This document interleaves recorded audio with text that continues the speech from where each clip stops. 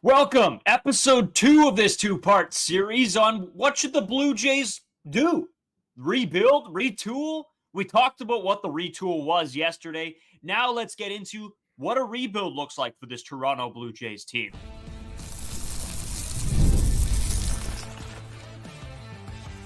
You are Locked On Blue Jays, your daily Toronto Blue Jays podcast. Part of the Locked On Podcast Network, your team every day. Welcome back to Locked On Blue Jays. Thank you for making Locked On Blue Jays your first listen every day. We are free and available wherever you get your podcasts and on YouTube. Part of the Locked On Podcast Network, your team every day. This episode is brought to you by Booking.com. The right stay can make you a fan of any city, even your baseball rivals. Book today on Booking.com, the official accommodation partner of Major League Baseball. Get the Booking.com app today. As always, I'm Braden Iwasko. He's Carter First. You can find us on Twitter, Braden5Iwasko. Carter First 2. As well on Instagram and TikTok at Locked On Blue Jays. If you haven't dropped the subscription here on YouTube already, we appreciate that. Hit that bell notification for all the lives and shorts and whatever else you want to see on here. Again, we have our shop gone live. Go check it out. Link is in the description. It helps us out. We just, made a cool couple designs. If you guys want to buy something, you can. If not, good on you as well. We're going to have way more coming out in the offseason, into the following season as well. We have a Discord available for you guys to join and just talk Blue Jays with us. I don't know. We thought it was cool. Just get as many outlets as possible. Might as well.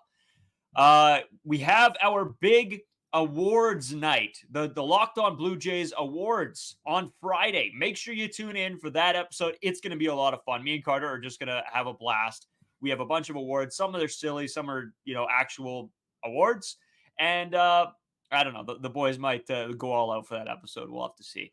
But in saying that, we got to get back to this two-part series, the Blue Jays, the rebuild, the retool. We talked the retool yesterday.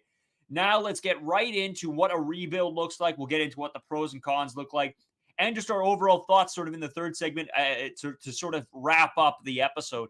Carter, you went over yesterday on sort of what a retool was. Today, why don't you explain to the people what a rebuild looks like? Yeah, the easiest difference between retooling and rebuilding is for a rebuild, you're pretty much saying, hey, we're not going to win this year. We're going to try to gather up assets and win in the future. For a retool, you're trying to win in the moment. You think you have at least some of the skill set that you need on your team. You can add free agency, trade, deadline, stuff like that, obviously. But you think you have the roots of what it does take to make a deep playoff run. So we talked about the retool in the last episode. We're going to focus on the rebuild. Rebuild in a Blue Jays scenario, a rebuild probably constitutes a lot of your superstar talent being traded, being moved on from, whether that is let go in free agency. Again, when you have superstars, though, you kind of want to get assets back from them. That's the point of the rebuild. You don't want to give away your good players for nothing. You want to get younger. That's a big thing as well. You don't want to be rebuilding and be trading for 35-year-olds because the whole point of this is to build for the future. You don't have much of a future when you're 35 years old, unfortunately, in Major League Baseball. You do outside of Major League Baseball. Long life ahead of you there, but for the major leagues, you get to 35. You get to even, I don't know, like 35, I guess you can still have a good playing time. But when you're at 40, that's usually when the lights start to turn off for a lot of MLB careers. We're focusing on the rebuild today. So I'm going to focus on one positive, which kind of is a good transition from the last episode. I'm not going to give too many spoilers, but if you're watching this episode, we're going to obviously cross-reference stuff that we talked in the last episode. I knew that with the Ross Atkins, how I felt about that. If you have a Toronto Blue Jays rebuild, this pretty much means Ross Atkins is gone. He is on Mars. He's on Pluto. He's somewhere in the solar system, nowhere near Toronto, Canada. He is not on your Toronto Blue Jays team. That's a big win for the Toronto Blue Jays. I'm going to say it right now. I think Ross Atkins is a huge problem for the Toronto Blue Jays team. A lot of fans who agree with me, they don't believe that Ross Atkins can be the captain of a ship that is going to make a deep playoff run and win a World Series. Braden, just overall thoughts on the rebuild aspects and how that would affect Ross Atkins. Well, I mean, at the end of the day, if you're rebuilding, you don't want the same guy that sank the ship to then captain your next one. You need to get him out of there. And so if you commit to a rebuild, you're saying every big piece that is a part of this team is shipped away for more prospects, new leadership, everything in that sense. So 100%.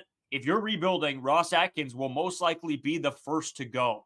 And then, it would come along guys like Vladdy and Bo and Gausman and Bassitt and Berrios. All those guys would follow along with him outside of the door. And Carter, we're talking rebuild and sort of what it means, right? What that would mean, what would be a very brutal couple years for Toronto Blue Jays fans. You would see a lot of the Will Wagners, the Jake Blosses, the Jonathan Clauses, I'm blanking on a bunch The of other guys, Joy Loperfidos, maybe the Charles McAdoo's that pop up, the yeah, Jake Blosses that's of the right. world, a bunch of the guys you get at the trade deadline. And like there is some benefits of this, obviously, when you get like a smaller sample size. Like for the end of the trade deadline for the 2024 season, wasn't the worst thing watching these prospects. I had a lot more fun watching the prospects than at the early parts of the season. But does that mean I want to watch Jonathan Clauset lead off the Toronto Blue Jays for the entire year in 2025? Definitely not. Yeah, that's a huge negative of rebuilding. Is that I'm just going to flat out say the Toronto Blue Jays are probably going to suck if they rebuild. It's simple. That's the point of rebuilding, is that you it does benefit you to suck actually if you are rebuilding, especially in the draft process. Again, there's draft lotteries, but you get higher odds of getting higher draft pick if you are a worse baseball team. So negative of rebuilding is, again, with the rebuild for this scenario, what would the Toronto Blue Jays rebuild take? What, 5 years, 4 years? Between what, 3 and 6 is fair. 3 is even 3 and 7, honestly. Like a lot of these rebuilds are going 7 years, which is just that's a long time for a franchise to suffer. And you're seeing it, right? The White Sox are just that team completely fell off a cliff too. They had so much to look forward to, and now it's just there's no hope at the end of the tunnel, unfortunately, over there. Let's stick to a tunnel that has maybe a little bit more light at the end of it.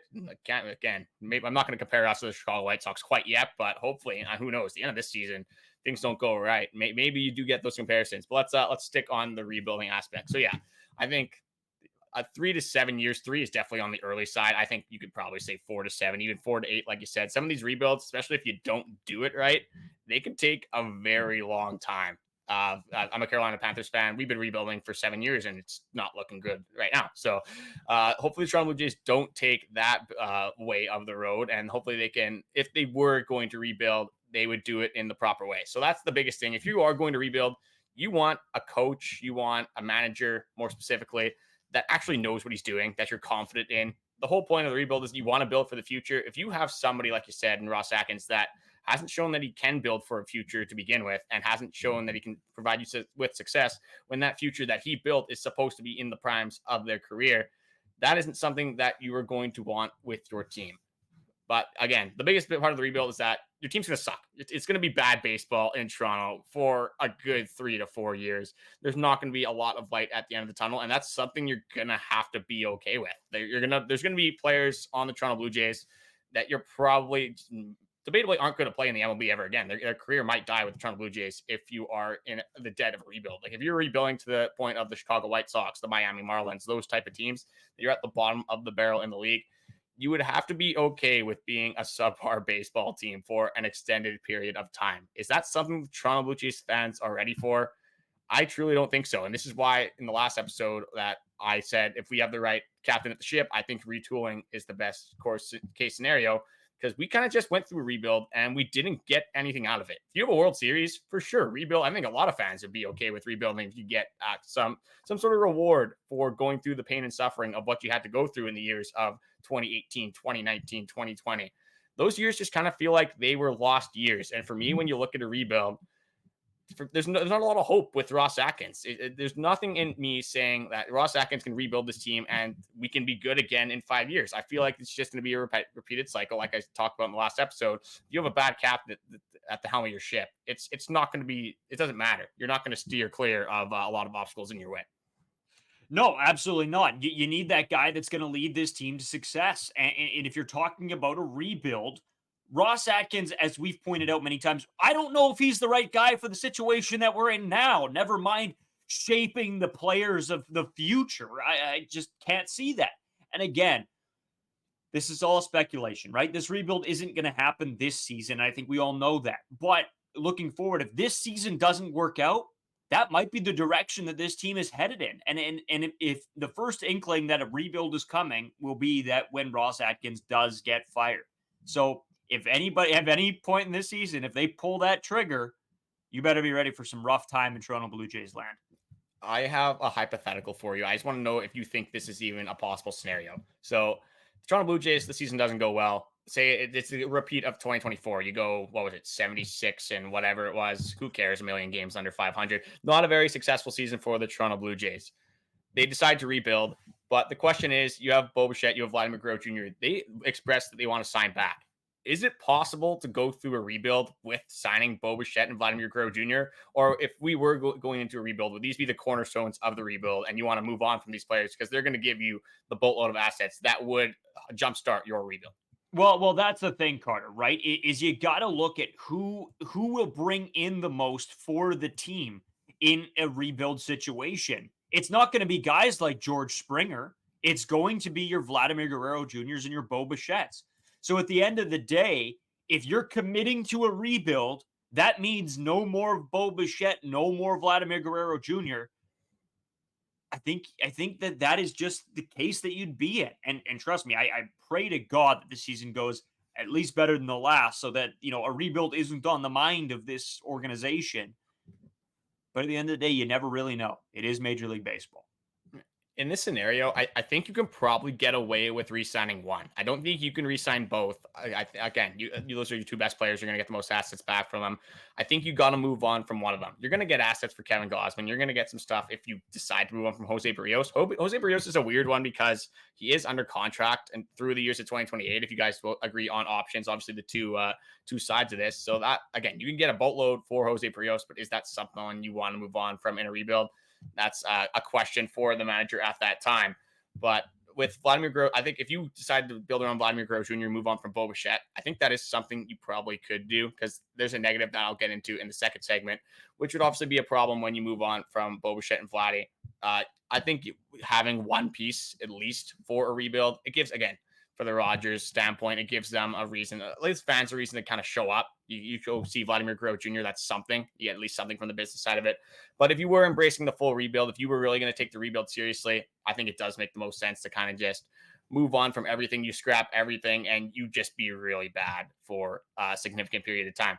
But again, there's a lot of more positives, a lot more negatives that we want to go into. We're kind of just scratching the surface on this rebuilding stuff. Again, this is like hypothetical, you're going to say, for the 2025 season because it has been very open and honest with Ross Atkins saying with his direction of the baseball team that he does want to compete for 2025.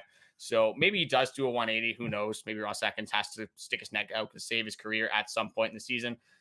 This is just what we're hearing. The Toronto Blue Jays media has lied to us before, but I guess it's what we're hearing. We're going to run with it. So we got a lot more to talk about, but we're going to take a short break. We're going to come back to you guys with some positives and negatives of a rebuild on this episode of Locked On Blue Jays. Today's episode brought to you by FanDuel. I don't know how many more times I got to tell you guys to go check out FanDuel because the amount of money that you can make, I mean, trust me, I've been up, I've been down, and the best part about it is when I don't listen to my own brain. I just go with whatever's on the screen and I say, okay, this looks like it's going to win me money, let's go for it. And that's what's worked. The live same game parlays, that's what I'm talking about. It's the best part about FanDuel. So when you get that hunch in the middle of a game, you can check out the latest stats, view live play-by-play, and so much more on the same page where you place your bets. You'll get $200 in bonus bets guaranteed when you place for your first $5 bet. That's FanDuel.com, and I'm telling you, the live same game parlays are great, but also they have the casino, the blackjack, everything else that you could want. So make sure you guys do go check out FanDuel.com. Today's episode is also brought to you by Game Time. And you guys need to go check out Game Time because I will be using it a ton this season. It saves me so much money on buying tickets. It makes me want to go to games more because I can afford to go to games more, especially with the Winnipeg Jets season coming up. Winnipeg Blue Bombers hopefully making a run again this year. And when we go to Toronto, we go to Vegas, we're wanting to catch games. So Game Time is the perfect place to do that. They also have a new feature called Game Time Picks that makes getting tickets for your favorite live events even easier. Game Time Picks filters out all the fluff to show you only incredible deals on great teams. You don't have to waste time searching through thousands of tickets. And again, I talk about all of their great pieces that Game Time brings, including their seat view, which is fantastic. And it shows you, you can see your view right from the seat. Also, they have the lowest price guaranteed, or Game Time will credit you 110% of the difference. Game Time also has all-in pricing. And all-in pricing is one of my favorite features because I know what I'm paying up front. There's no surprise, nothing. Take the guesswork out of buying tickets with Game Time. Download the Game Time app, create an account, and use code LOCKEDON MLB for $20 off your first purchase. Terms apply. Again, create an account and redeem code LOCKEDMON MLB for $20 off. Download Game Time today. What time is it? Game time. Man, you're talking about game day. I mean, this is game day. It's game day for the Locked On Blue Jays boys, where you got to show up 5 days a week still battling in the offseason when the Toronto Blue Jays aren't. So I absolutely love to see that. But we talked about what a rebuild is. We talked about who would be moved if Ross Atkins is the right or wrong guy to do that. Let's kind of get into if the rebuild actually went through fruition. Let's, in this scenario, say that it was a good rebuild. They did take the proper notions. Vladimir Guerrero Jr. is gone. Bichette's gone. Say Kevin Gausman. A lot of these players, we'll kind of keep it at that. These three core players are gone. Obviously, you have some other moves, things like that. Let's go into what this roster could look like for the future seasons. So for this, I have 2025 being written off, 2026, 2027. I'm being very optimistic about this rebuild. I'm saying, what would this roster kind of look like for 2028 if you went through a smaller rebuild? So again, Bichette's gone, Gausman's gone, Chris Bassitt's gone. A lot of these guys, I'm not really going to focus too much on the bullpen because the bullpen is one of those things. You don't get a 7-year bullpen contract very often. This bullpen's probably going to look a lot different in 4 years than it does right now. So I'm going to start with the starting pitching. And this is where, if you would go into a rebuild, the starting pitching right now looks promising. Again, looks promising is the way I want to preface this, because as we'll get into the negative side of kind of doing a rebuild after this. But when you look at the pitching, you're still going to have Yariel Rodriguez around here. Trey Savage, who you just drafted, is going to be another pitcher that will be kicking around as well. You're going to have Jake Bloss. Alek Manoah should still be around here. Again, we're going to have to see how he is after the injury and things like that. And then Ricky Tiedemann, again, a big prospect, a guy we've heard a lot about in the Blue Jays system. Obviously, Tommy John this season won't pitch for 2025. In this scenario, would have 2026, 2027 to at least figure it out and be productive for 2028. So, and we still have Jose Berrios under contract for 2028 as well. So the starting five that I would have for this team, again, no specific order. So I have Ricky Tiedemann, Trey Savage, Jose Berrios, Yariel Rodriguez, and then I have Jake Bloss as well, who we just got from this last trade deadline. That's not including Bowden Francis. That's not including Alek Manoah. Brandon Barrera is another one that is not included. From the starting pitching aspect, again, you got to assume that you're getting some sort of prospect as well in return for Bichette, Vladdy, and Kevin Gausman. If you look at a rebuild on paper, again, lots of things can go wrong. Starting pitching would be a pretty solid project to work on for the Toronto Blue Jays. A lot of upside here. Yeah, Carter, and that's part of it, right? Is knowing where these assets need to go, what you can take away, and what you need to restock within the system. That is a huge component. When you're talking, obviously, none of us want to talk about a rebuild, but at some point, that has to be in the back of your mind of what happens if this season doesn't go the way we need it to. You're right. There's a lot of prospects in the system already that came from this past trade deadline, but it's still nowhere close to what a rebuilded system looks like, right? When you're talking about a rebuild, you're talking about revamping this system entirely, bringing up those guys. So then again, your pool is completely depleted, which you have to keep replenishing over the next few years. That is the entire point of a rebuild. So yes, you have promising pieces. Yariel Rodriguez looks like a guy. Obviously, Trey Savage. You got Jake Bloss. You got Ricky Tiedemann, like you talked about. Name some of these guys, right? That are all pieces that do look really good and promising. But if we're talking about a 5 to 7, possibly a 5 to 7 year stretch here, you know, that is a lot of time and a lot of different things can happen within this team. That's why when you're talking about a rebuild, you have to keep that replenishing going. You have to keep replenishing that system every single year to try to get as much of it out of it as you can. And so that's a little bit the scary part about a rebuild, Carter. And, you know, we talk about the scariness of the retool and what happens if it doesn't work out. But there's always the possibility that the rebuild also doesn't work out. So that's another question, you know, to have in the back of your minds when you're asking yourself what you want to see happen with this team. Yeah, you jumped the gun for me a little bit. I was going to get into the negative aspect of the rebuild again. There's obviously the risk. It's we've said it before at the trade deadline. It's kind of like buying a lottery ticket.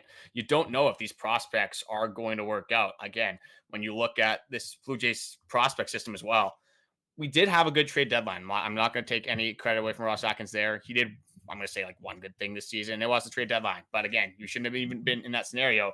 But you look at what you got from that trade deadline. Yeah, it was nice for the prospect system. You get a lot of prospects for the Toronto Blue Jays, 11 out of the 30 being acquired at the draft or from the trade deadline. But you look at it from an MLB top 100 perspective, Trey Savage is the only one that's here. So again, when you're looking at highly touted prospects, which you would want for Vladimir Guerrero Jr., Bichette, and again, this prospect system would look a lot different if you do make those trades. But right now, the Blue Jays prospect system is still a bottom 10-1 in baseball. It hasn't improved a whole lot. So that's something that is a little bit of a false narrative in Toronto Blue Jays line, is that we have this immaculate prospect system that if we do go to rebuild, things are looking very bright. Right now, things aren't looking that good compared to a lot of other teams in this league. And going back to the lottery ticket aspect, we look at what this team was in 2018, 2019. We had a top 5, one of the best prospect pools in all of baseball. And look what we've gotten out of that. We don't have a playoff win. There's 0 playoff success, not even a fraction, a hair of playoff success. So going into a rebuild, a lot of things can go wrong. As I did reference the Carolina Panthers, things can happen. You look at throughout the Toronto Blue Jays time with top prospects. Is this something I also wanted to go into? Travis Schneider, Nate Pearson, Daulton Pompey is another one. You had Anthony Alford is another one. Where are these guys right now? Daulton Pompey, I remember him stealing bases, I guess, in 2015. Like, that was his big contribution to the Toronto Blue Jays. Kevin Bichette was supposed to be a part of the big 3. Where's this guy now? It's such a big risk to take on a lot of these prospects. You decide to move on from Vladimir Guerrero Jr., Bichette. And this is what we talked about a lot at this last trade deadline, is these are the exact players that you want to get from your prospect pool. These are the guys that you want on your baseball team.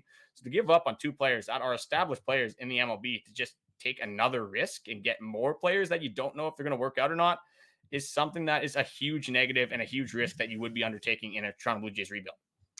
Yeah, and that's the big part of it, right? Where else are you going to hit are you going to strike gold again and get another player like Vladimir Guerrero Jr. or another player like Bichette? Probably not. Those players come around, once a generation. And I'm not talking, obviously not that crazy, but they're so rare to get all-stars in this league that you can't throw them away once you have them. You do whatever you can to build around them for as long as possible, because the next thing you know, they're 35 years old and you're looking at, oh my goodness, now we have to move on. Did we take advantage of it when we could? And that's the big question around this whole rebuild. And I know, you were sort of coming at it with the positives there. I can't help myself because I just hate this down of a rebuild so much. But at the end of the day, the situation will play itself out into a rebuild, right? You'll notice the writing will be on the wall in the terms of the Blue Jays will just not compete for the playoffs for a decent stretch of time. Like, we're worried about 1 year. There's going to come a point where the Blue Jays go 3, 4, 5 years without making the playoffs. And at that point, that's when you have to go, okay, rebuild time. I don't think right now, again, I'll talk about this sort of in our last segment before, I spoil everything for the ending here. But that's something you got to be careful for. And is it an overstep to already be thinking rebuild? I think that's a big question that maybe all Blue Jays fans really need to ask themselves. Well, and the last thing I wanted to get into about, I guess this could be a positive, this could be a negative. It's just kind of just presenting information. It's just who the Toronto Blue Jays would have in their lineup if they moved on from Vladimir Guerrero Jr. and Bichette. So again, you could re-sign Alejandro Kirk in this time. You could re-sign Daulton Varsho. There's a lot of things that could happen. I'm not going to speculate over a 4-year time span. I could be here all day with what the Toronto Blue Jays lineup could look like. But with some of the prospects right now, this is who you would assume to be there in 2028. Again, this is kind of how I structured my arguments here. So David Schneider's there. Again, is Ernie Clement there? That's argumentative. Maybe not. Maybe he is. Joey Loperfido, Will Wagner, Addison Barger, Orelvis Martinez. Is Daulton Varsho there? Charles McAdoo, Arjun Namala, which will be a big piece at that point. We should see Arjun Namala in the Toronto Blue Jays system. He's looked really good this last season. He's been progressing at a substantial rate. The guy's 19. He's going to be a good baseball player. I'll put a lot of cards into the Arjun Namala trade. Cal Steven was a draft pick as well. Trey Savage, as I said. Again, there's some guys. Jake Bloss slides went over with the pitching stuff. But when you look at this, is there really anyone that again, it goes back to the top prospect thing with the MLB. None of these guys are looking like they're going to be a Vladimir Guerrero Jr., a Bichette. Again, George Springer doesn't look good right now, but are these guys going to amount to what George Springer did over his career? I can't say that right now with confidence.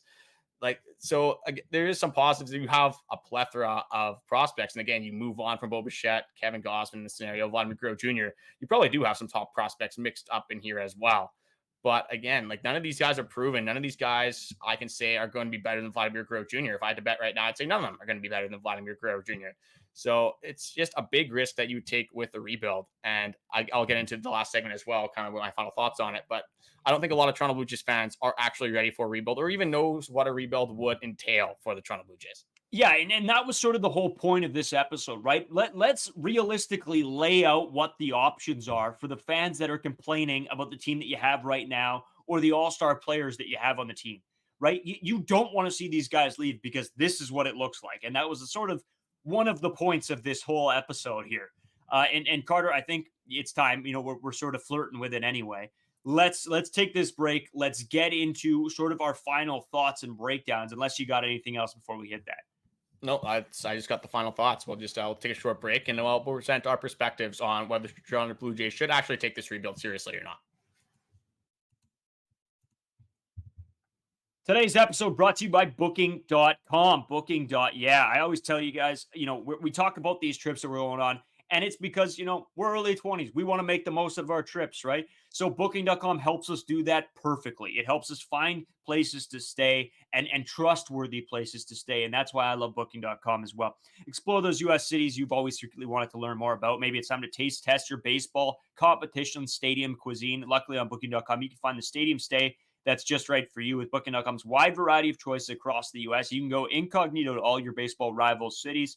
Booking.com delivers the exact right U.S. day for you. Like I said, we're going to Vegas, we're going to Toronto, we went to Minneapolis, we went to New York, we went to, we've been everywhere, it seems like. And it was a ton of fun, and Booking.com helped us do that. It gave us discounts, it showed us what the best prices were, and it saved us a lot of money in the end. So Booking.com is the place I suggest for all of you. That's Booking.com, Booking.yeah. All right, my guy, we're here. The final to our two-part little series we did here because I guess it's the off season, and what else do we got to do?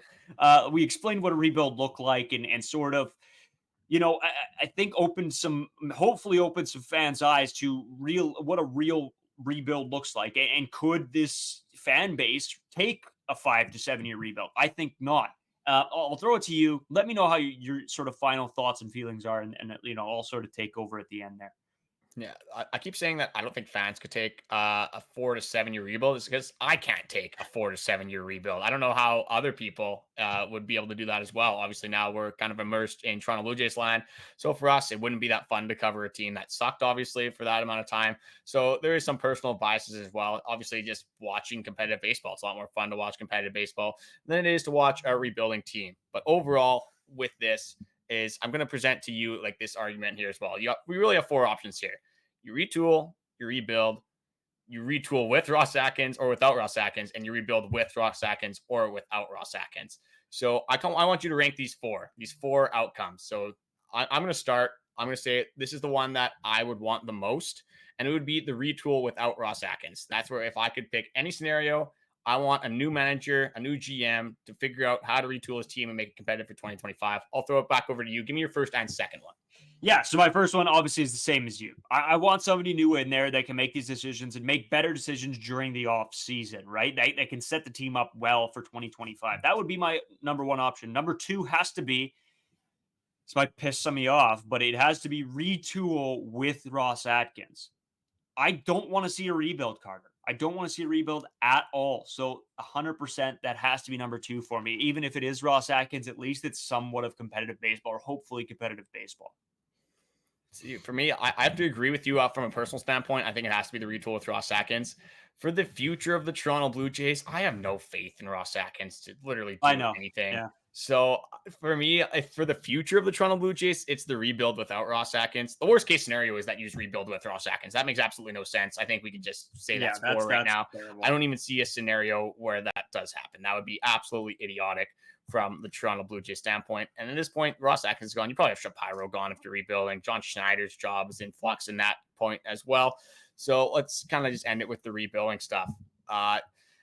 the best case scenario for me from a rebuild is you kind of end up where the Baltimore Orioles are. You have a million prospects in your system. You have so many prospects that you don't have anywhere for them to play on your major league team. So you would have these trade assets. You would have these MLB ready players. Again, these guys on the Baltimore Orioles are very young right now, but look at what they've done in the playoffs as well. They've gone into this big rebuild. Again, they have so much more time to make some runs and things like that. They're 0-4 right now as well. They just had a Toronto Blue Jays playoff run where they scored 1 run in 2 games. So the promise of a rebuild, again, it sounds so hopeful. It sounds so promising, but a lot of times when you do rebuild, it doesn't work out for the way, at least that you would expect. Maybe you get some fresh faces in that sense. You restore some hope.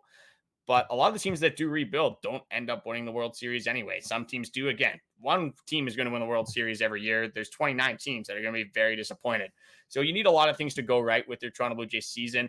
And I think with a rebuild right now, you're risking a lot more than you would be with a retool, considering the players you have right now and the players that you could get in the future with a rebuild. Yeah, dude. And that's sort of where I finish this, right?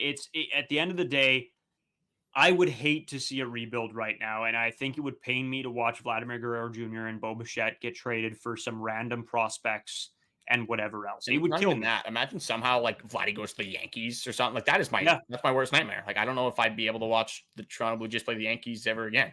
No, they would find us two curled up in our rooms 5 years in just because somehow we were automatically paying rent, and they're wondering, wow, we haven't seen these guys in a while because we're just dead in our rooms. That's us if that happens. Don't even want to think about. Don't even want to fathom a scenario where Vladimir Guerrero Jr. is not on the Toronto Blue Jays, especially in the pinstripes. We'll leave that in 2024 with the Toronto Blue Jays season. Yeah, dude. You know what? This was a fun little series. It was a fun little 2-part episode here, just because it throws around some ideas that maybe opens people's eyes, and I think makes me even like look back and realize, wow, I just hate the idea of a rebuild. Fun. Hopefully it does the same for, everybody listening as well, and makes you guys think about it. And if that's the case, drop us a comment.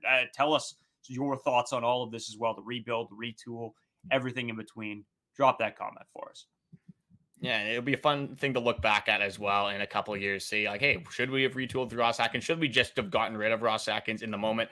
Maybe things go well. Maybe Ross Atkins has a little bit of redemption tour and has a good free agency. Again, maybe you learn from his mistakes. So there is some hope that it still is in Toronto Blue Jays land. Maybe what I'm hoping for from this season is that we get the retooling with Ross Atkins is what we're pretty much is established. I think that is going to happen. I'm going to say that with 99.9% certainty.